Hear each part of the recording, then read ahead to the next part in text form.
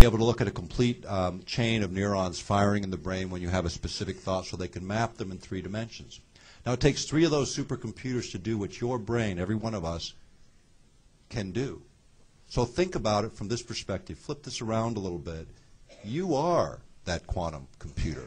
What restricts our access to that is our own belief systems, our own regulation, our own throttle on what we're capable of. But there's not a single person in this room that doesn't have greater capacity than the best quantum computers being contemplated today.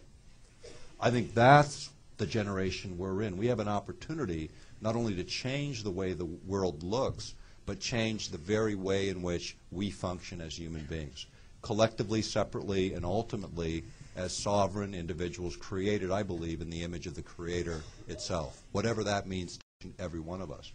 Recognizing some of that, I think, is what all of us have said in all of our own language. You know, language gets in the way of an awful lot. You know, we use words to describe our beliefs and our value systems, and sometimes those words offend, not meaning to. I mean, for instance, if I say the word environment in this room, most people would feel fairly comfortable with that. If I was at the Republican convention, you might feel much differently.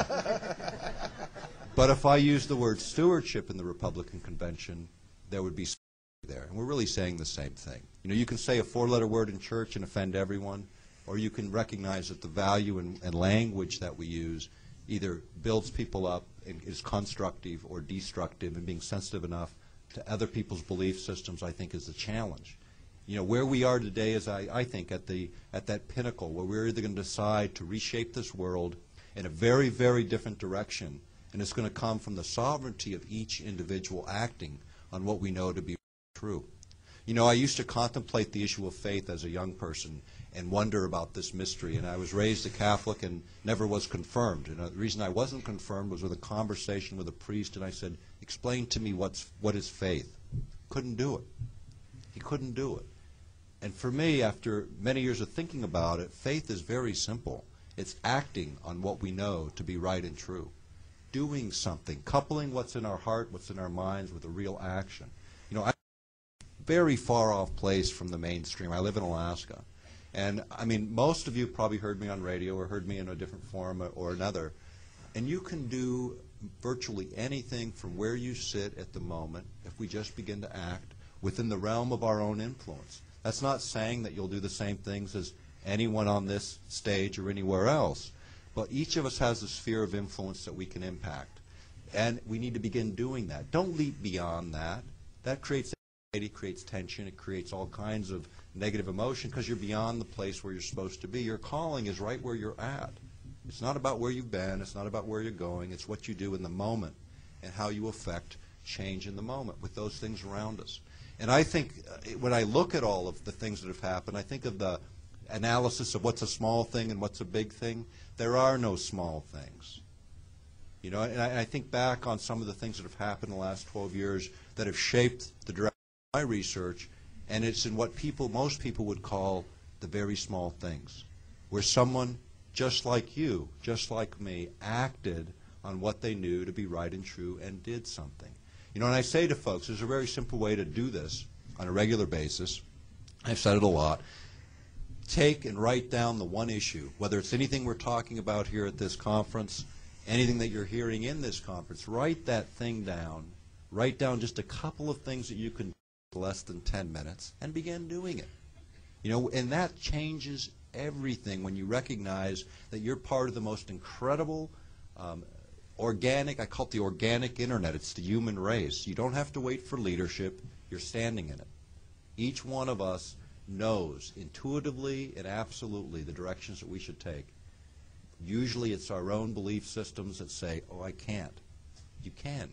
I think every one of us that have done anything meaningful in life has done it usually, not at the best of times, we've usually done it in our darkest hours. And that's the threshold I think we're on. You know, we're in that dark hour. And from that, everyone with gray hair in the room knows what I'm saying, is we learn the best from those things that have been the roughest on us. We don't learn when everything's rosy. We just kind of drift through those periods. We're in that dark hour, and we need to bring back from that dark hour the light that rests within us, that connects us to one another in such a fundamental way that that power in this room represents more than is necessary to change everything about this planet, everything about what we're doing. Those with a background, a Christian background, are worrying about Armageddon. And you know what brings it about, and you can read it. You can read it in Revelations 11:18. It says, those that destroy the earth, that's who God's going to destroy. We've all played a part in that. And that's, again, gets back to this stewardship question or environmental. Which is it? Let's be sensitive to the words we use. Let's be sensitive to the constructs we create and recognize there's a million paths to the finish line, and we each have our own. And it's acting on what we need to do next, not succumbing to fear. You know, we're living in a political environment that bases its entire action on creating fear and anxiety in people. And if you look at brain activity of people who are experiencing fear or negative emotions, you get what are called incoherent brain patterns, the kind that don't lend to critical and rational thinking. On the other hand, when you experience compassion, empathy, and love, you get a very coherent, rhythmic pattern within the brain frequencies. This is really relevant to everything we're talking about here on this panel. The energy of this planet is changing. It's demonstrating it in tremendous ways. People are talking about it's human beings doing it. On one level, perhaps that's correct, but not the level that you're reading about in the newspapers. It's more than that. We are creating the reality that we're facing.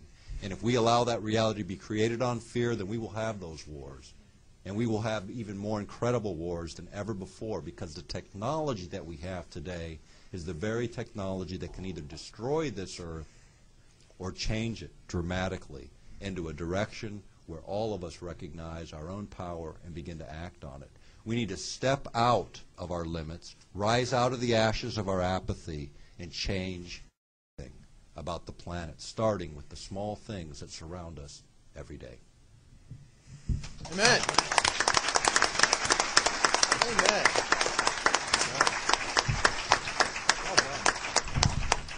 Thank you, Nick.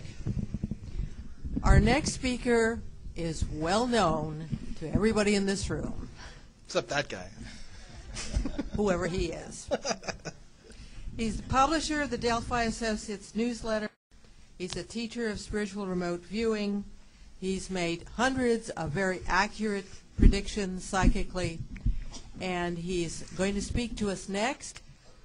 His name is Sean David Morton. Yay! Now, if you think your mind was warped, according to, you know, that Nick story about when you think about death and destruction and terror, how warped your brain gets as opposed to love and peace, well, get ready for some serious brain You go, Sean David.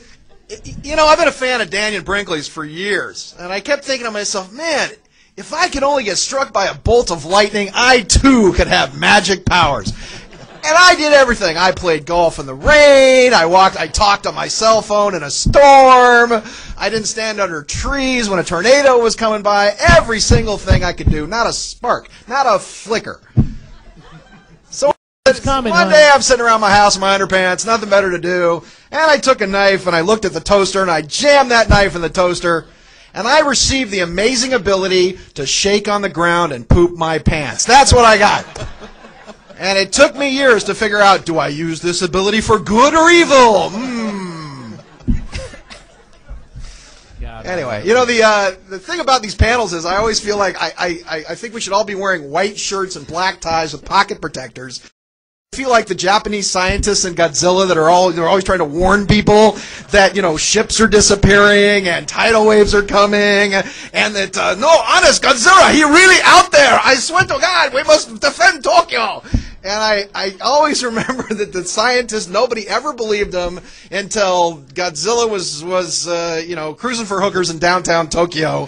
And, and so the great thing about this panel is that we're talking about future about what's going on as far as our future goes and how it's gonna shape up. So with that thought, and I just have a brief encapsulation to talk about this. So what I try to do is I try to take the cosmic and the mundane and sort of link them together into, you know, where does the rubber meet the road? What is important to all of you?